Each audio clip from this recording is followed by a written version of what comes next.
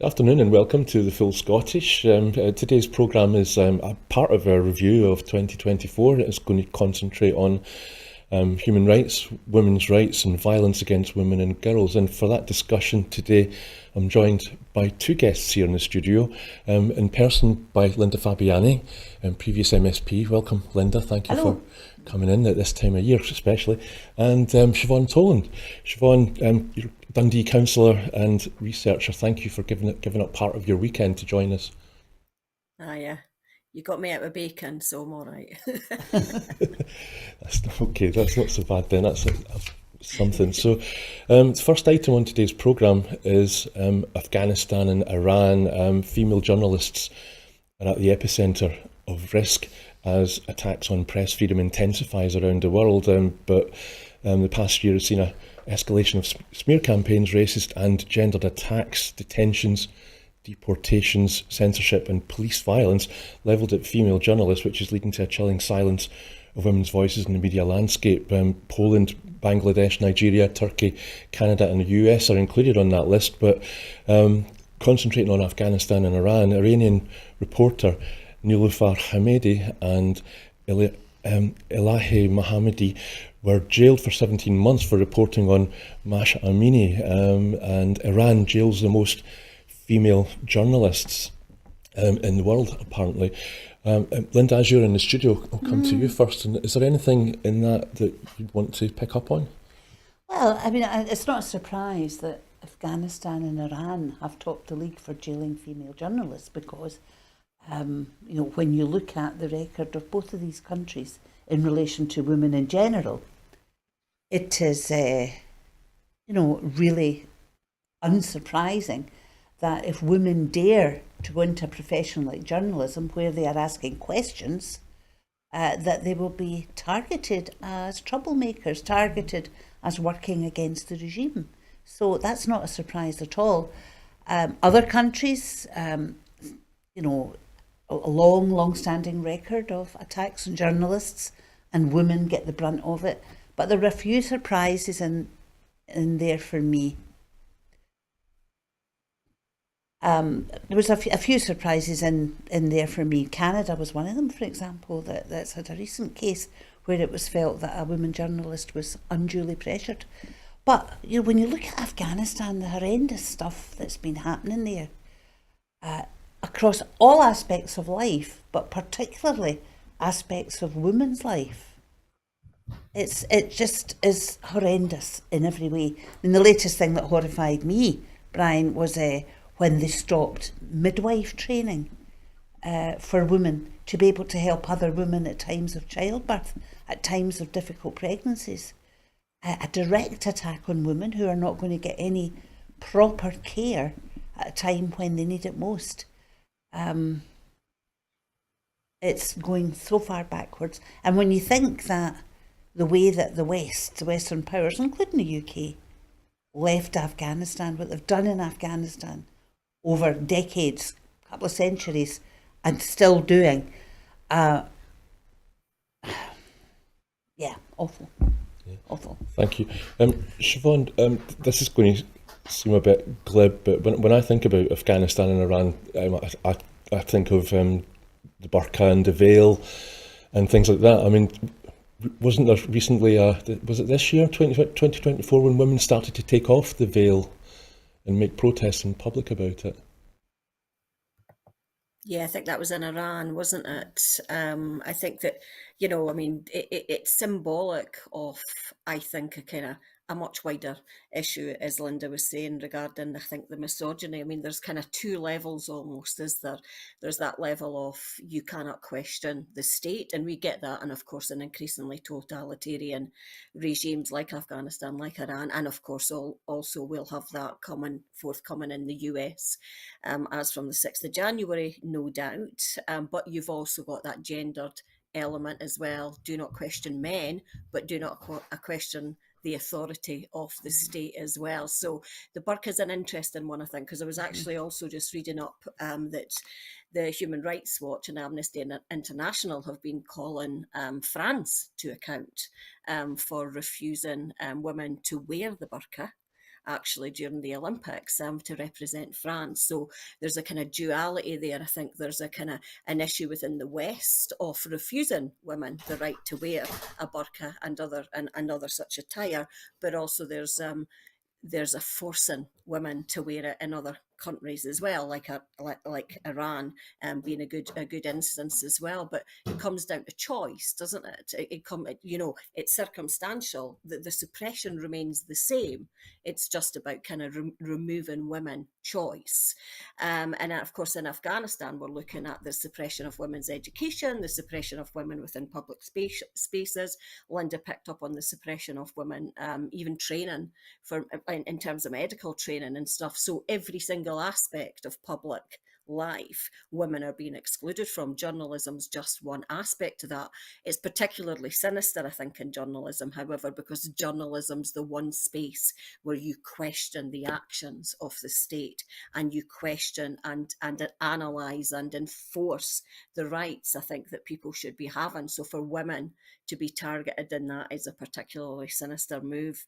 I think it's not just, and I think that maybe we need to get that message across, it's not just countries like Iran and Afghanistan. However, there is suppression of women journalists and misogynistic practices now almost globally across the board. If you look at, there was a study, the City London University have done a study on the attack of journalism and journalists within the US.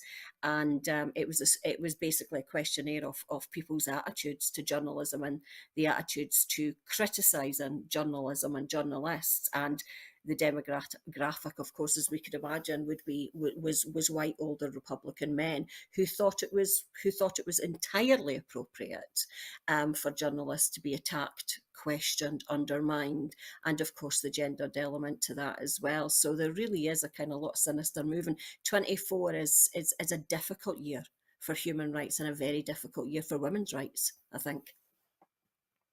Thanks, Siobhan. Linda, we haven't said much about Afghanistan, and with that country comes to mind, I'm thinking of how when the West pulled out and the Taliban are back in power, is that right? And what's that going to mean for women living in Afghanistan?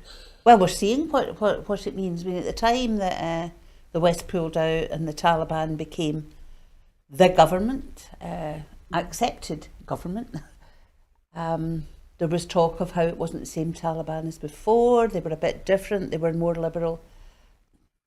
That's proved to be complete nonsense. They have targeted women from day one. Girls' education, women's medical training even. And, and I go back to the thing about childbirth. Women are not allowed to be attended by a man in Afghanistan.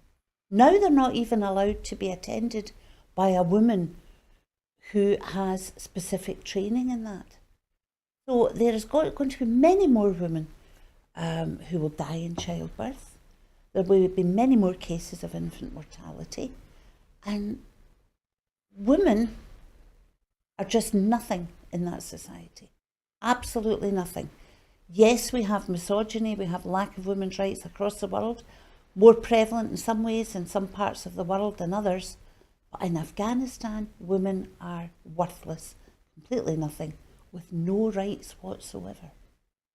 Thanks, Linda. So in thinking ahead to 2025, I mean, this isn't Afghanistan or Iran, but if we're looking for something positive, do you think, Siobhan, I'll ask you, what's happened recently in Syria?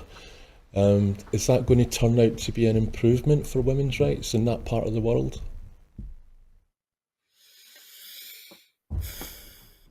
I don't know. I hope so.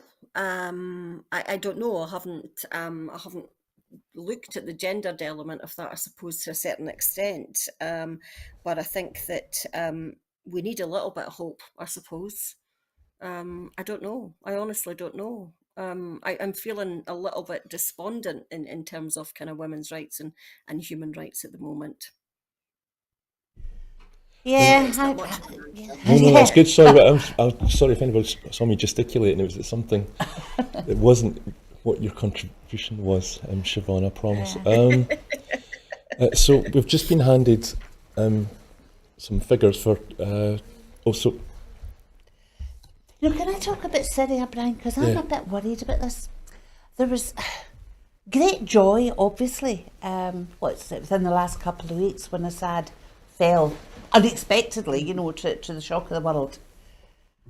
And, there was great joy, and you could see people celebrating in the streets. We've since seen the excesses of what the Assad regimes have been doing over the years, the mass graves being the latest. Yeah. And people are full of hope. I am absolutely terrified that that hope doesn't keep going and that it stops and that we have another oppressive regime of a different type ends up in Syria. I hope we absolutely don't, because for women in particular, it would just be awful if we ended up with the same kind of regime in Syria against women that we already have in Iran, that we already have in Afghanistan, and attitudes against women in Syria that we have in so many places in the world, and the oppression that that brings. When you look at the neighbouring countries to Syria, obviously Iran, Iraq, but also when you look at Saudi Arabia and the way that women are thought of in Saudi Arabia and the complete lack of rights that women have in Saudi Arabia. That region is really, really worrying for the whole of it. So I hope beyond hope that things in Syria improve and keep on improving, and that women are part of that improvement. Thanks, Linda. And of course, we haven't mentioned what's going on in Gaza and Israel, but I guess that's going to come up in another one of our annual reviews of 2024. Femicide is the next issue. The definition of femicide is it's an intentional killing with a gender-related motivation, and it's differentiated from homicide, where the motivation may not be gender-related. Femicide is driven by discrimination against women and girls, unequal power relations, gender stereotypes, or harmful social norms. I've got 5 facts which I got from forgive me, I didn't get the name of the report. It's an international report. It said women and girls are most likely to be killed by those closest to them. Femicide is a universal problem. The true scale of femicide is likely much higher than we think, or that for any figures that we have, and some groups of women and girls face greater risk than others. Siobhan, what's your thoughts on femicide? It seems that it's not a word that we hear very much in the news. No, it's not, and it should be.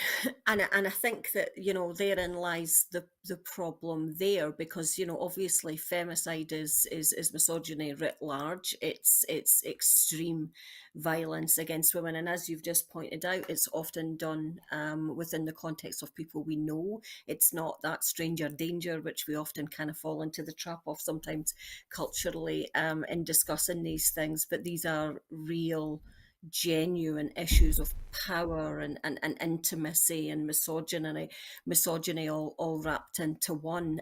We need to keep that I think that profile high on our list of human rights abuses. Because it does happen at a phenomenal rate. It's much more common, and as you're pointing out as well, it's probably even higher than the statistics would suggest.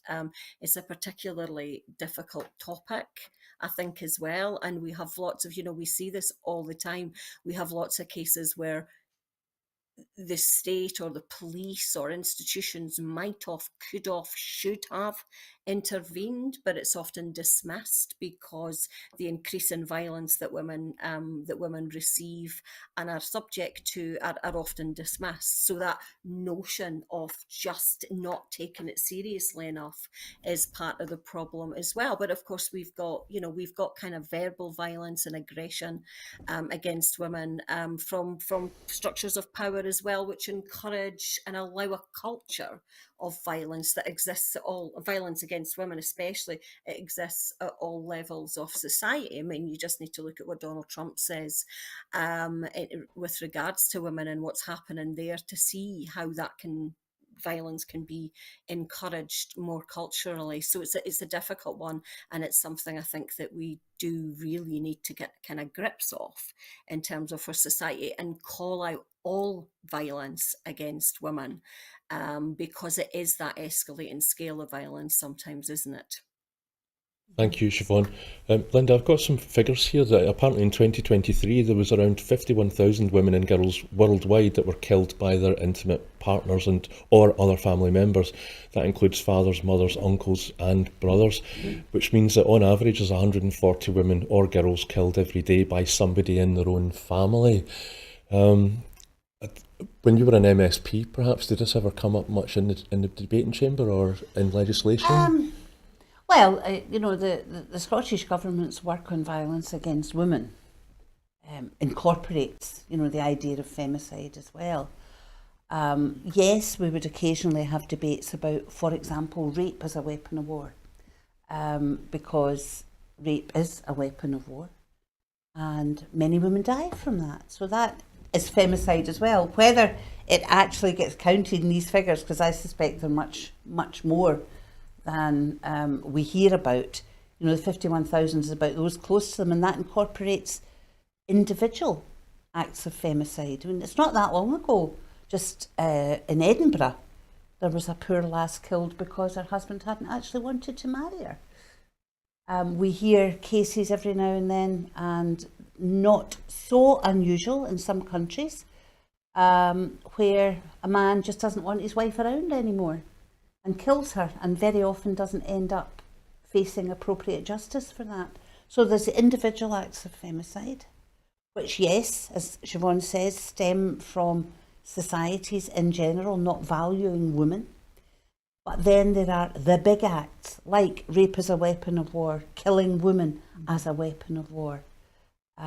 So the numbers are big. The numbers are big. And based on the value of women being felt to be much lower than the value of men. Thanks, Linda. Siobhan, another aspect of femicide is women in the public eye and face a greater risk, including those in politics, women who work to defend women's rights, and journalists often targeted with deliberate acts of violence, both online and offline. I'm just wondering, I feel really lucky that I've got two women here in the studio with me. Both of you have got really high public profiles. But Siobhan, is that something that you've suffered from? And if so, what do you think should be done to tackle it?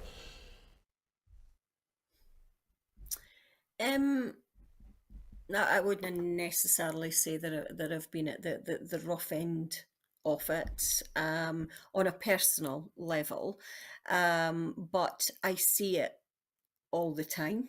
And actually, I'm on the COSLA body, for barriers to elected representatives, and we had a bit of a discussion about behaviour, and one of the issues I think that I certainly raised was, and this was behaviour within the council, and it was the gendered element of it.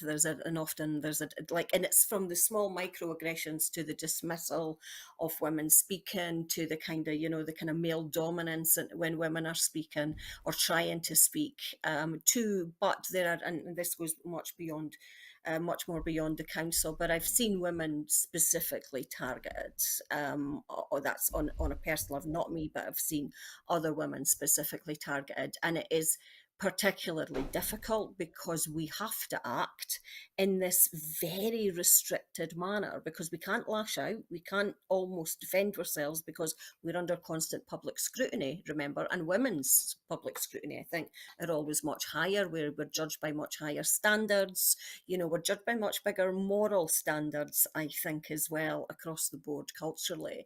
So there are real issues there, I think, in terms of just that kind of aggression from the micro to the mass of aggression against women in general when they're trying to speak out. When you think about, when you mentioned the journalists, and this kind of almost builds up a much more sinister picture, I think, for the position of women, because it's not just about the violence against women, it's about the suppression of speaking out against that violence as well, which adds a whole new layer of suppression and misogyny to the whole picture, and it becomes distinctly problematic. So when women are in positions of power, or where women are in positions where they might have a voice, then they are continuously suppressed, bullied, harassed out of those out of those positions, but actually to suppress that voice specifically, especially when it's been used, I think, to protect other women. So it's a lot of issues, I think, that individually women now have to deal with,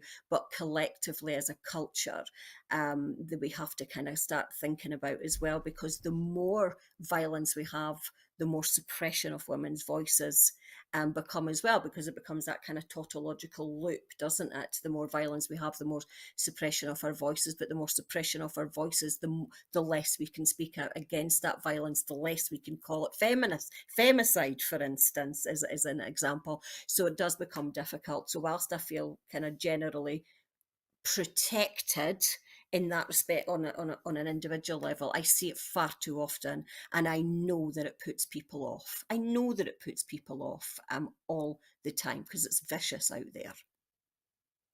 Thanks, Siobhan. You mentioned women being judged by two higher standards than men when they're in the public eye in politics, which what sprung into my mind when you said that was when Theresa May was photographed alongside Nicola Sturgeon, and the photograph that made a lot of front pages with the comments, I'm wondering which of them had the better legs. And Linda, you chaired lots of committees in Holyrood, so...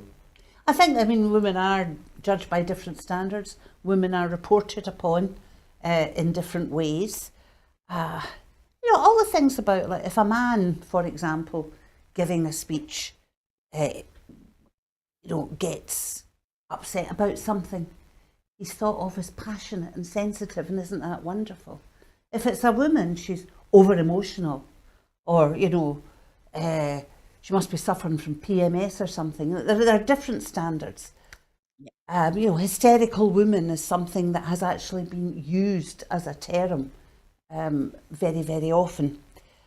So we are judged by different standards, physical standards too, yes. I haven't suffered much online abuse, and I'm fortunate in that. I never did get much, except for times when I was perhaps chairing controversial committees or taking part in a controversial debate. And yes, on occasion the implications were sexual, whether I had lack of sexuality or whether I had too much. There was never a happy medium. Men don't get that same degree of very, very personal hits in abuse. It's very, very different. The thing is, it's got to be called out, and Siobhan said women find it difficult sometimes to actually face up to these things, because there is a degree of fear. It's scary when people are doing these things to you. And some women in the public eye have had horrendous abuse online, and not always online. So it's really, I believe quite wholeheartedly, that until men start to recognise that low-line abuse is not banter, and the effect that all these things have, until men start to call that out and say to their friends, hey, no, that's not acceptable. Don't just laugh and bite the lip. No, it's the same discussion that we've had with racism, for example, over the years. I think people are a bit better now at calling out racism. Saying to people, no, here, that's just not on. I think people are a bit better at that than we used to be as a society. I don't actually think we're any better at calling it out when it's misogyny. I'm interested to see where the Scottish Government's going with their proposed misogyny bill. I'll be chasing that up again. But we really have to be, as a society, both male and female, absolutely everyone right across the board, we have to call out anything that is so-called banter that is actually offensive and is abusive. Yeah, we've been talking about femicide, which as a concept, a definition, it's chilling, and and yet the conversation we've been having there just now has been about very ordinary day-to-day issues. It's a scale, and you Brian. kind of, yeah, exactly. Did I jump in where you No, were going go- to say go- that? go No, for it. it is. It's a scale. While it's acceptable for women in a working environment, and some working environments it still happens, to walk into a staff room and there's pictures of half-naked women up on the wall, where it's acceptable for guys to talk about their sex lives and make funny remarks at the woman who happens to be sitting there having a cup of tea, we're not dealing with it properly. And that's the bottom end of the scale, because the next stage of that is to start think it's okay to do that on a one-to-one basis. The next scale of that is to start to think it's okay to force yourself on people. And so it goes. Yeah, and that thing about stereotypes, it can be so subtle. I went for a meal with a friend of recently. She ordered a pint of lager with her meal. I ordered a glass of wine. The waiter brought the drinks over and gave me the lager and gave my friend, gave her the wine, which is, I think, a very subtle example of everyday casual sexism, and that's the well that femicide, I suppose, draws from, but if you go deep enough. But the next item on our discussion list is rape and sexual violence.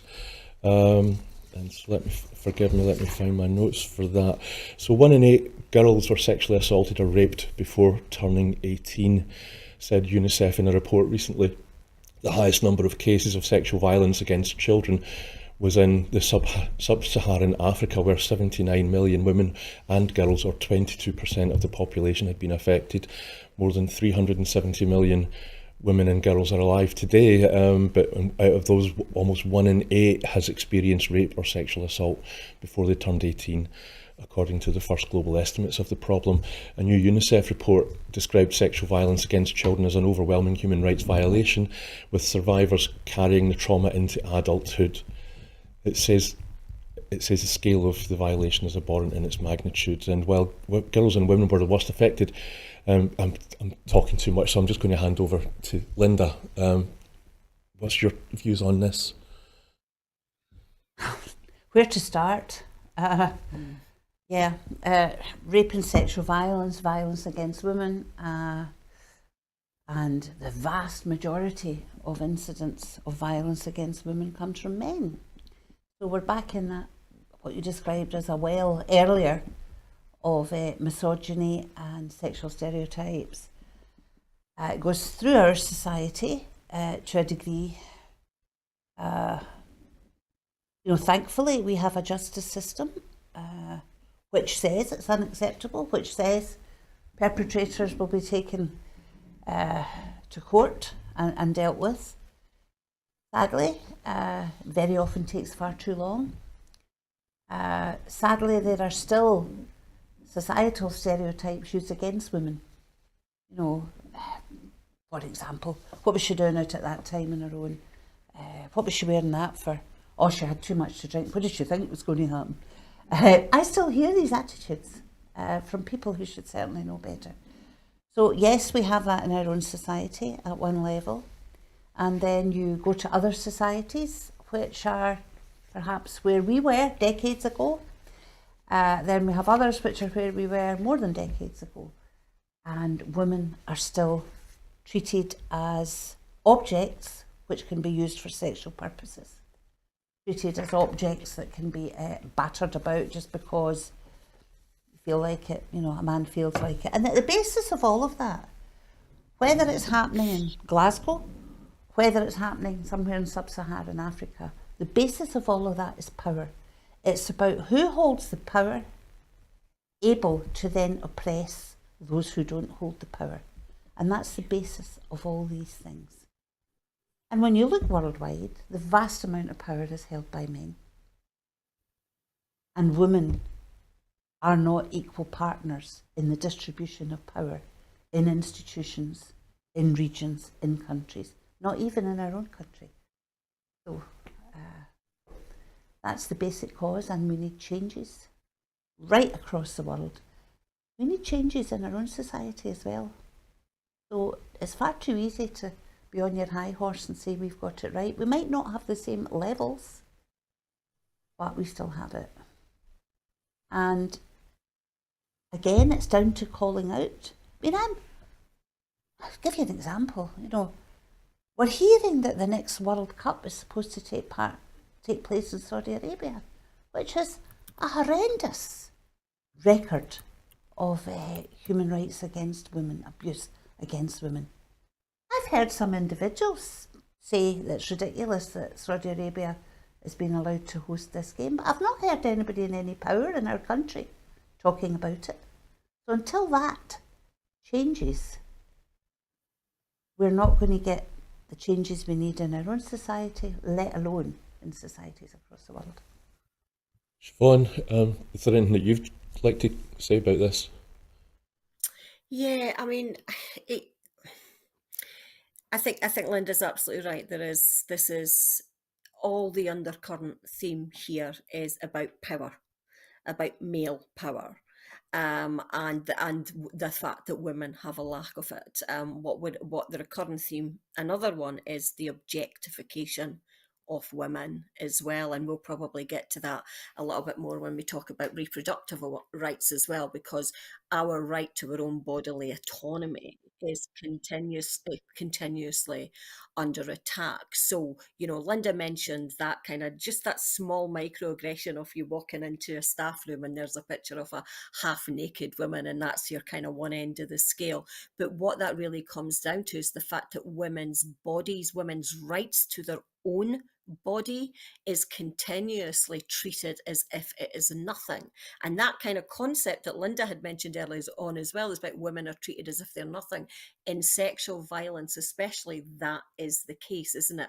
We literally are denied violently the right to control our own body, and it's taken away from us in the most horrific way, by the way, and this is institutionalized. This is across the globe as well. And I know that we have a legal system, but Amar Anwar said a wee while back that the conviction rate of rape is so low now that it almost becomes decriminalized in that respect. So we do have laws in place that attempt to control that here, but it's so difficult to get a rape conviction these days that it becomes normalized within a culture, I think, to a certain extent. So there is that kind of element there that this is about trying to control and actually institutionally, culturally, politically, socially controlling women's bodies and men and male institutions, thinking that they have the right to treat our bodies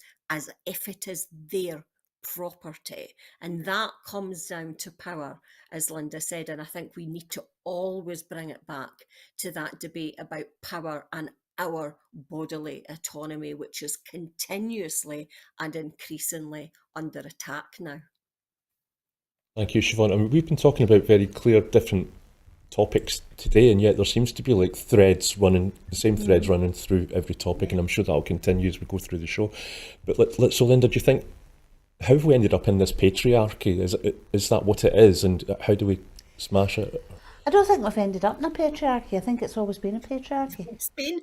You know, I think that's just the way it's always been. And there's perfectly valid reasons for that. When you look at how society developed when human brains started to develop, you know, the hunter-gatherer stuff, men generally being stronger, women being the ones who give birth. So it's always been that way.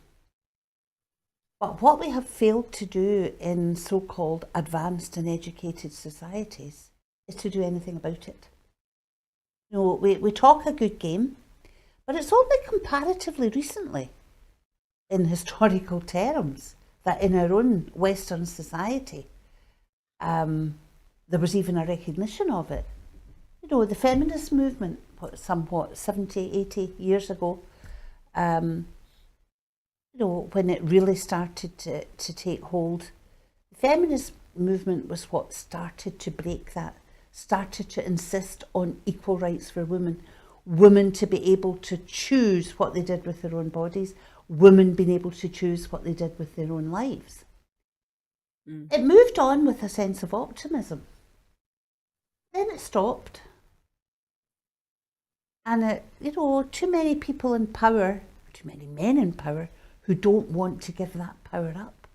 I've seen it in every walk of life.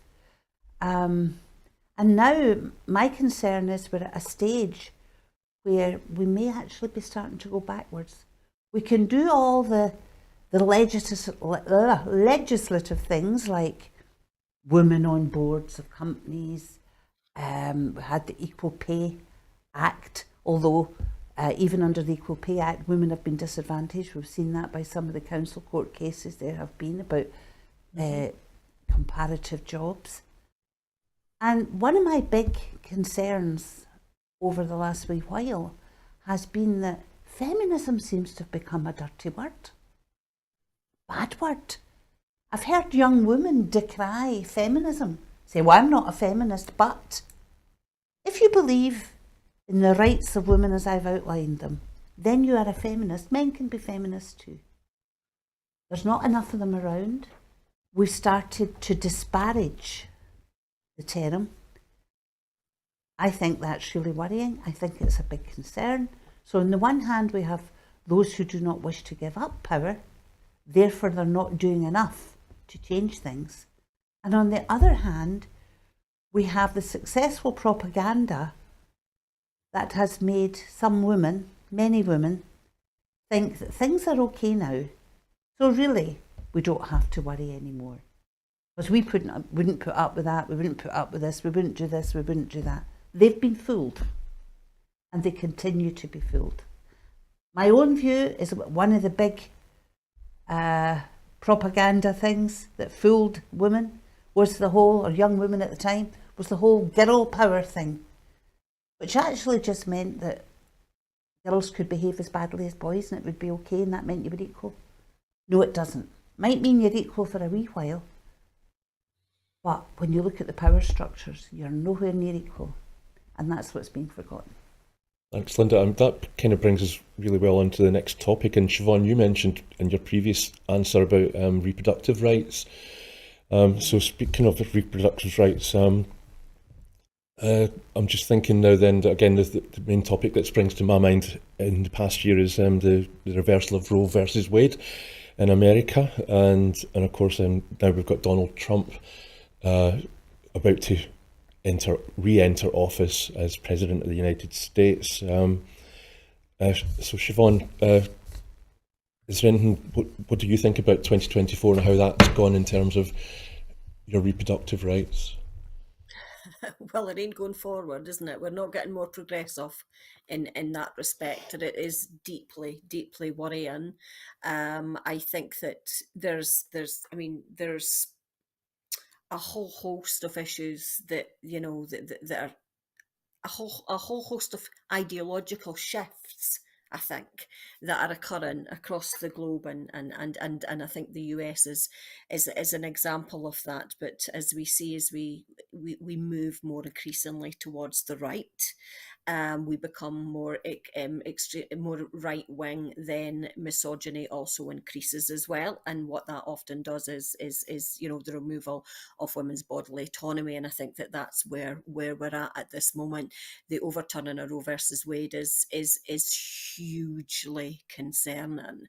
It's not just the US that has those kind of anti-abortion and anti-abortion acts and so forth, but it's particularly worrying because it's kind of the heart, I suppose, of Western democracy, and there's a connection there as well. I was reading an article earlier on by the American Public Health Association, actually, that talked about the link between the erosion of democracy within America and the erosion of reproductive rights coming hand in hand. And they were talking about that kind of actually the kind of historical moments where the attempted overthrow of the Biden administration and the Roe versus Wade occurred, or the overturn of Roe versus Wade occurred quite closely together historically as well. So you've got that kind of erosion of all rights, but women are sitting there at the centre of it, and they become almost the guinea pigs of that erosion of rights, to have no control over your body in that respect. You know, the law in the US now kind of, it treats the fetus, the embryo at any stage as a person subject to charges of assault. So no matter what a woman does, so if women go to, you know, so that means effectively in practice what that will mean is that women who have miscarried, or women who are suspected of harming their child, trying to initiate abortion, trying to get an abortion, these women will be charged, and so it becomes extremely difficult. Health professionals are kind of becoming, I want to say bullied, but that's probably the case, legally bullied, and they can't help women. Women are now having to go out of state if they want an abortion.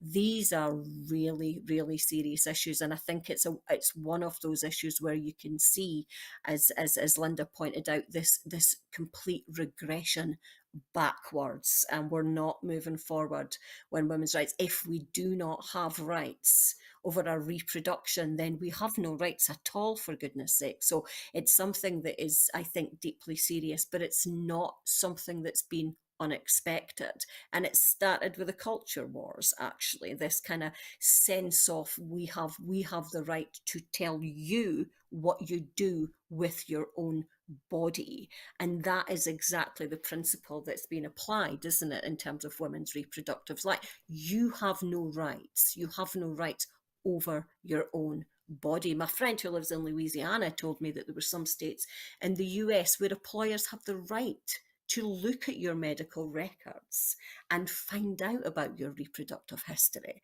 So there's a real sinister level of suppression there, which is deeply misogynistic, I think. I'm hearing, you know, that there's an element here that it's beginning to appear a little bit more culturally within Scotland and the UK. We've got those kind of, I mean, we've got situations where we never thought that we would need to kind of bring in legislation to protect women from being shouted at going to abortion clinics, for instance. But I never thought that we'd be in a situation where we needed to defend women from that kind of attack. But yet here we are, we're having to do that. And that tells you, I think, where the cultural shift has begun to occur. The very fact that we feel the need to protect those women means that they are now under some form of cultural, if not physical, attack for just taking the rights to do what they wish to do with their own body. So it really is a cultural regression here, and it is deeply, deeply worrying, I think. Roe versus Wade was not massively controversial. I mean, it wasn't really massively controversial. It was something that was ingrained within the ideological structure within the US, and to kind of explode that I think really shows a deeply concerning explosion of the traditional ideological structures of women's rights. Linda talked about feminism being a dirty word. Jesus, I mean, if we're sitting here and you can't even mention that women's rights are enshrined, then we really are in trouble. And it's a scary time, I think, to be in the US, especially if you're a young woman. Thank you, Siobhan, and thanks for bringing that back to Scotland as well. I mean, Linda, am I naive, or was I naive when I used to think that I lived in a civilised, modern, democratic country, and there in Holyrood they're discussing buffer zones around clinics that are offering abortions? Were you involved in any of that legislation, or was it? No, it was post my time, though. The whole abortion issue is an interesting one in relation to Scotland and the rest of the UK. One of the first things that happened to me, actually, Brian, after I got elected in '99, was that I ended up being targeted by a specific group who were called Precious Life. They started in America. I don't know if they're still around. Well, they ended up with a branch of Precious Life in the west of Scotland. And because I had spoken at some event about women's rights and reproductive rights, I ended up being targeted by this very nasty guy who's since gone on to other things, I understand. He just looks for things to cause trouble with. And I ended up being targeted. And the form of that targeting took, my neighbours all got envelopes posted to them with things saying, do you realise you're living next to a child murderer, and pictures of aborted fetuses and things like that. It was really horrible. I was targeted. There was a Labour MSP targeted as well. Threatened, put my address online. You know, this online abuse thing isn't new. He put my address online and said in an interview on the radio that it wasn't his fault if people went through bricks through my window. So it's always been a contentious issue. There were those, I remember back at the time of campaigning for the Scottish Parliament, who actively lobbied not to have abortion in the Scotland Act and to give Scotland the rights, because they felt that Scotland would be really hard on women's reproductive rights. So it's always been there, but it's been there in the rest of the UK as well. I think, you know, Scotland has become much more liberal since the advent of the Scottish Parliament. You know, when you look at the legislation, mostly cross-party, that has gone through, and to me, that was to be welcomed. But there is a regression. You know, Siobhan mentioned about she's seeing the culture change a wee bit, even in Scotland and in the UK, and I think that's true. There are those representatives at Westminster and at Holyrood who have called for revision of the Abortion Acts, for example. So my concern is that if these acts are reopened for discussion, is that we'll become much more conservative with a small c about these things, and that it will be a big controversy. In the middle of that controversy is the right of women to make their own decisions about their own body and their own reproductive rights. So I'm a bit concerned about that. Just to finish there, abortion was one of the things that was in the Smith Commission discussions as well, about bringing that right to Scotland. And nothing's ever happened about it. Sorry to hear about that incident you were talking about. I got over it. I mean, it's fine. Yeah, but thank you for sharing it. So the next item is attacks on the media, freedom and the deaths of journalists. The Global Press Freedom Index, published annually by Reporters Without Borders, found that political attacks on journalists are increasing across the world. And Iran is the country that jails most female journalists, just by the way, out of interest. 4 in 10 deaths in war zones last year were women, the UN report finds. And I've got a quote here: "Women continue to pay the price of the wars of men," said the UN's Women's Executive Director, Seema Bahu. "This is happening in the context of a larger war on women. The deliberate targeting of women's rights is not unique to conflict-affected countries, but is even more lethal in those settings." There wasn't so much in there about journalists, but maybe this is where we could bring in Gaza. Because people say there are no journalists in Gaza, but there are Palestinian journalists, and a lot of them are women, and they're actually being targeted, aren't they, by snipers and the like. And so my question, there's no question on this, but this one's for you, Linda. What are your thoughts about journalism? Well, there's loads of journalists been killed in Gaza. I think currently investigations going on as to whether it's been deliberate targeting. And of course, so many have left. There's a lot of journalists have had to leave. Even some of the Palestinian journalists have had to leave. I can't remember the chap's name, but there was a very emotional interview on the radio one day that I actually pulled off the road because I wasn't in the motorway to listen to. And it was a Palestinian male journalist who had been giving stuff to the BBC, who had to leave because he had to make a decision about the safety of his family and the passion that he had for reporting the truth. And it was after, I think, some of his family had been killed, and he wasn't able to really decide whether or not it had been a deliberate targeting, that he had to remove his family and did that. So whilst, journalists from outside are not allowed in, we are now finding that journalists inside have been killed, or they're having to make that terrible decision to protect their family, or perhaps some are still in hiding. So yes, Gaza is a horrendous place for journalism at the moment. I couldn't tell you about female journalists in Gaza. I don't know any breakdown. But every year there are reports about journalists worldwide being persecuted, being jailed, and being killed every year, and more this year.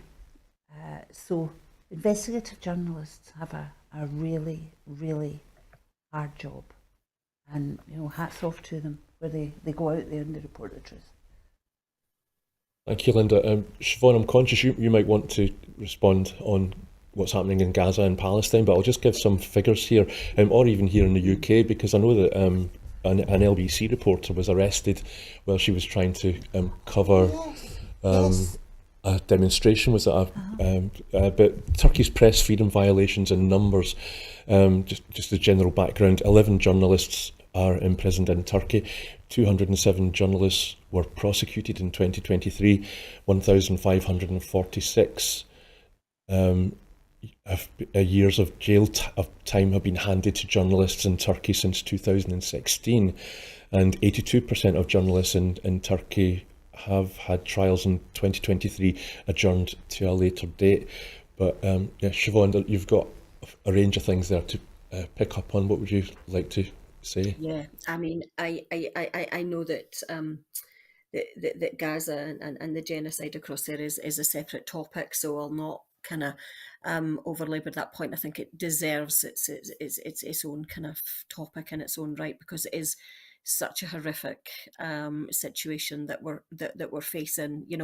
We can't talk about 2024 without talking about the genocide that's happening across there, and that does come with the suppression and murder of journalists, female or otherwise. The gendered element of the attack on journalism, though, is there. I mean, you talked about the kind of the Press Freedom Foundation study, and it was this 70% increase in attacks on journalists since 2023. But and I'm just reading it out here, the International Women's Media Foundation found that 36% of respondents reported being threatened or experiencing physical violence.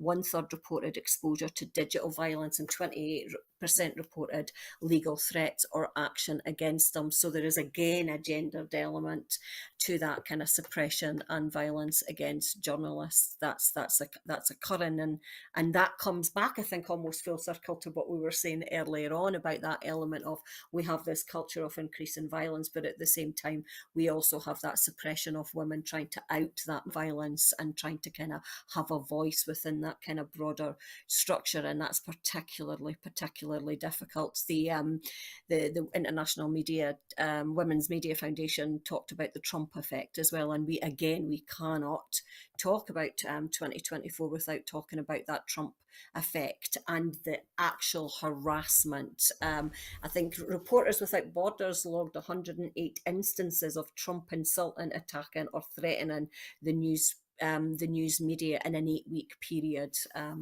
up to, I think it was September to the end of October 24. So there's an incitement of violence against journalists here that's occurring within the US, and that's what makes it particularly worrying. It's not a US phenomenon, though we know it's global. It's particularly worrying in the US because it brings it straight into Western democracies, I think, a bit more, and we always kind of naively thought we were maybe slightly more protected, slightly more democratic than maybe perhaps what we actually are. But these are institutional impacts as well. This is institutional assault upon not just individual journalists, but on the institution of journalism. And that's particularly worrying because, again, that notion of violence and anti-democracy becomes hand in hand, because the more you attack journalists, the more you verbally attack them, the more you incite physical attacks against journalism, it becomes an attack against the institution of journalism itself, which in turn will not question or be less likely to question the democratic structures that are going to be dismantled, I think, within the US. So there's a whole kind of situation there going on. This is not just individual. This is a kind of a cultural and ideological shift to undermine critical journalism. And Linda picked up on the fact that it's investigative journalism particularly, and you can see the reason why that would be the case, because that gets to the heart of some of the very, very important democratic issues, I think, that occur within society. So there's lots of kind of worrying trends to think about there. And again, like any other institutional assault, women are always at the centre of that, and it often does become gendered because women become the sole focus. Not the sole focus, that's not fair. Women become the first focus, I think, for the gendered and for the nature of that violence. Thank you, Siobhan. Just quickly, Linda, because I think time is against us. That LBC reporter, if I remember rightly, and I'm happy to be corrected, I think she was reporting a Me Too demonstration, or possibly Stop the Oil. But I think it was Stop the Oil. Yeah, because I don't think it's as long ago as Me Too. I have a recollection of listening to her being interviewed. Yeah, but I just think that we haven't mentioned the Me Too movement yet, and then influencers like Andrew Tate, which makes me think of the patriarchy again. Is that something that we should just touch on before we move on to the last topic? Well, I'm not even going to say his name. That horrible article. But you know, I've found it quite interesting that there was. Well, I mean, we've got these influencers, yeah. And we have these particular influencers who are talking about men being emasculated and all the rest of it. And how men should stick up for their own rights. Sadly, part of that process appears to be taking away the rights of women. But what I found quite interesting was, in fact, it was in our own parliament. There was recently an initiative about education for young men and helping them to deal with the masculinity and all the rest of it. And I didn't read closely enough into it, but my concern was, are we doing this in conjunction with other education about the rights of young girls, the idea of consent? We seem to react quickly to societal changes when it's men that get affected. I'm not convinced we react so quickly when it's women who are adversely affected. So again, I think that's something else that has to be looked at. But I think the rise of these influencers is extremely worrying. I have heard young mums, talking about being concerned at what they've seen their adolescent boys watching on YouTube and everything else, having to monitor social media, whereas they don't necessarily want to, because they want their children to be able to grow up making their own decisions. But it's invidious the way these things just in and become the norm. And I'm still not going to say his name, but I noticed the other day that he was up in arms because he's been forced to pay his tax. Poor Sowley. Nasty individuals that take advantage of young and impressionable minds, who focus in on people's discontent, pluck one part of it and make it a big deal. Sadly, we're seeing that in politics as well. Nigel Farage plays it to perfection. Sadly, we are seeing others who are worried about their own positions of power being taken away, jumping on that bandwagon. And we're seeing it in Scotland with the current Tory leadership. I mean, absolutely no doubt about that. So it's been a very depressing programme, Brian. Maybe that's because it's been a depressing 2024. I think we're probably going to overrun if you're okay with that. I remember there was an interesting piece recently about what they're doing in Iceland to tackle that glass of wine, pint of lager thing that I had. They've split school children into segregate them by gender, which sounds bad, but the girls go out and are encouraged to be boisterous outdoors and to run around and shout and yell, and the boys are kept indoors and kind of asked to they'll brush each other's hair and kind of Can be you more. imagine the Daily Mail and the Daily Express if we tried to bring anything like that in here? Yeah, so we'll see. It'll be interesting to see if that bears any fruit. We'd better move on to the last item, which is calls to leave the ECHR, the European Court of Human Rights. I did have something about that. It was set up after the Second World War. Yeah, Council of Europe. Yeah, almost in response to what Hitler had done during the Second World War. Its aim was to legally enshrine fundamental rights such as free speech and freedoms of association and religion, thus protecting individual citizens from the excesses of state power that Hitler had used to such devastating effect. Then, of course, on the 23rd of June 2016, the UK voted to leave the European Union, and now there have been calls that Britain should leave the ECHR. Starmer, at the last time I heard, said that he would never leave the ECHR. Siobhan, do you believe him? Do you trust him when he says that? He also said he would support the WASPy women, but yet here we are. He also said he wouldn't, take away the winter fuel payment, but yet here we are. It's difficult to, I would hope against all hopes that Keir Starmer would see the sense, and the Labour Party generally would see the sense of remaining within the European Courts of Human Rights, because all the issues that we've just been talking about over this last hour will just, all the protections that we have, and the theme of today has been that the protections are becoming less and less, but if we're not subject to the ECHR, then we really run into a whole host of problems. The problem with the Labour Party, however, is, and it's the problem that they've always historically had, when there's a shift to the right, they often follow in an attempt to follow votes, and that's what concerns me, because they are moving to the right. You can see their first 6 months in office has almost been about kind of re-establishing their right-wing credentials almost. So that's concerning. I hope that they won't. I hope that Keir Starmer and the Labour Party would see sense there, but the issue that we have is that we're unsure what the Labour Party are standing for here. Maybe kind of 30, 40 years ago, we might have thought that the Labour Party would have had kind of very strong kind of left to centre moral ground, but that doesn't seem to be the case anymore. But that would be disastrous. But you can see there is a big push from the right to try and define and change the Labour Party's behaviour.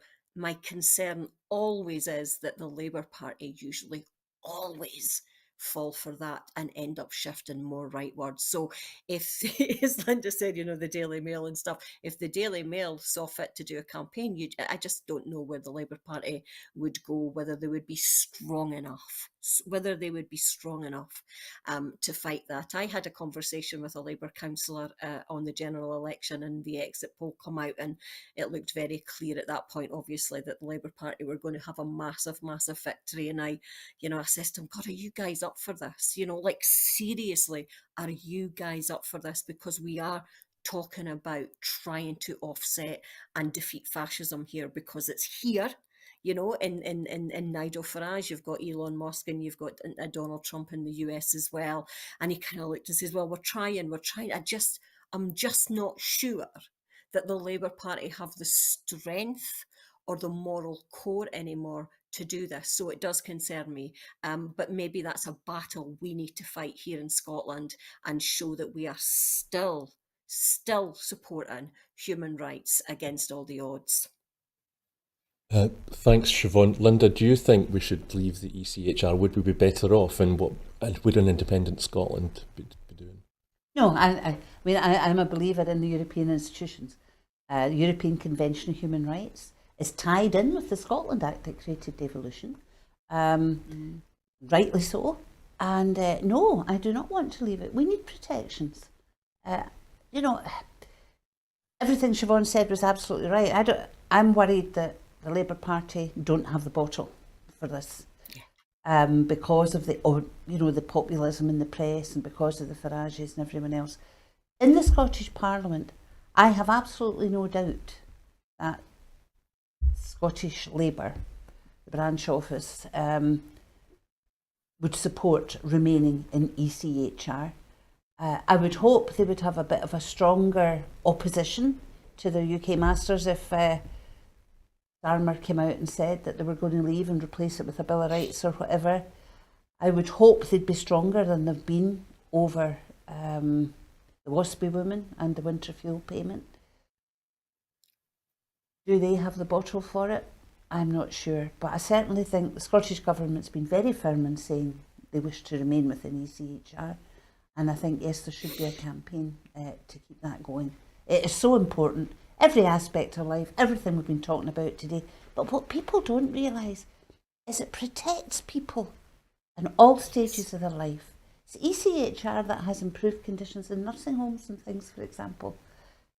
It affects each and every one of us at every stage of our life, from birth right through to death, and it's certainly worth holding on to. Yep. Thank you, Linda. It's a good note to end the show on, I would say. Just to thank you both. I feel really blessed, actually privileged to have had you to here for to help me get through this programme. It's been great. Thank you very much. I really appreciate it. So that's the end of the show, but before I go, I just want to remind you that here at Broadcasting Scotland, we depend on the generosity of you, our supporters. To everyone who has donated and to everyone who has signed up to make a regular monthly payment, we thank you very much. We set our current fundraising target in April, hoping to reach £36,000 by the end of the year.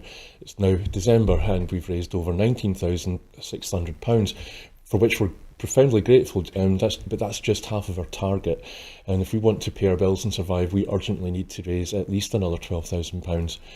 We borrowed £12,000 recently to enable us to survive for now, but the pressure is still on and we need to find enough regular donors to give us financial security. We've got costs of over £4,000 every month, but we receive donations of around £2,500. We need more subscribers, obviously, but we need to clear our debts as well.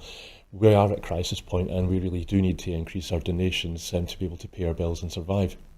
Our programmes will always be free to view, you know that, but if you could afford £5 a month, please do consider becoming a Broadcasting Scotland supporter, or please just donate whatever you can afford. But that's it for this part of Review 2024. Thank you, Linda. Thank you, Siobhan, for giving up a big chunk of your weekends. Really appreciate it. And thank you to you at home for watching. Bye.